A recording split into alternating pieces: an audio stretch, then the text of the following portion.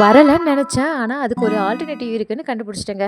Already ஒரு வீடியோல நான் மெமரி ஒயர் வச்சு பிரேஸ்லெட் மேக் பண்ணும்போது, அது ஒரு சின்ன ஒரு லூப் கிரியேட் பண்றதுக்கு ரொம்ப ஸ்ட்ராங்கா இருந்ததுன்னு சொல்லியிருப்பேன்.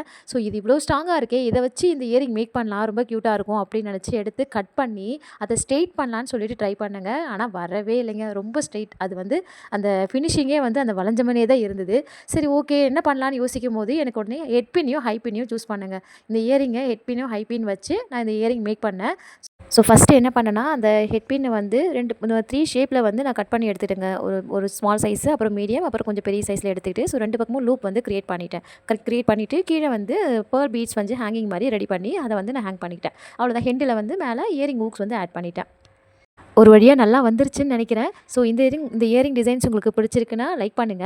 ஸோ இந்த இயரிங்க நான் எண்ட்ல வந்து பெர்ல் பீட்ஸ் வந்து ஃபினிஷிங் குடுத்துருக்கேன். ஸோ இத வந்து நம்ம எந்த பீட் வேணுமாலும் ஆட் பண்ணலாம். இப்போ கிறிஸ்டல்ஸ் ஆட் பண்ணி பண்ணலாம். இல்ல பெர்ல் பீட்ஸ்ல இன்னும் நெறைய பீட்ஸ் எது வேணுமாலும் ஹேங்கிங் குடுத்து பண்ணலாம். ஸோ இன்னைக்கு நான் 2 டிசைன்ஸ் பண்ணியிருந்தேன். ஸோ அது 2மே நான் லாஸ்ட்ல ஆட் பண்றேன். செக் பாருங்க. ஸோ இந்த டிசைன்ஸ் உங்களுக்கு பிடிச்சிருக்குன்னா கண்டிப்பா லைக் பண்ணுங்க. இந்த போல நெறைய ஹேண்ட்மேட் கலெக்ஷன்ஸ் பார்க்குறதுக்கு மறக்காம நம்ம பேஜ ஒரு ஃபாலோ குடுத்துக்கங்க. Thank you.